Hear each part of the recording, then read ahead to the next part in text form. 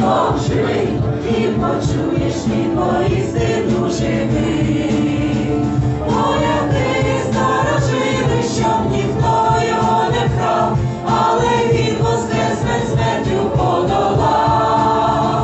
Поляки старожили, щоб ніхто його не вкрав, але він воскрес, смертю подолав.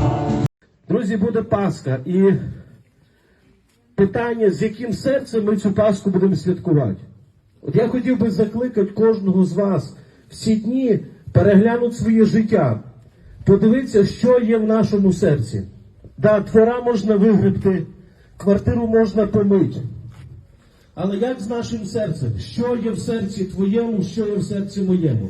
Є один засіб, яким можна вичистити своє серце. Це є жертва Ісуса Христа, це є кров Ісуса Христа.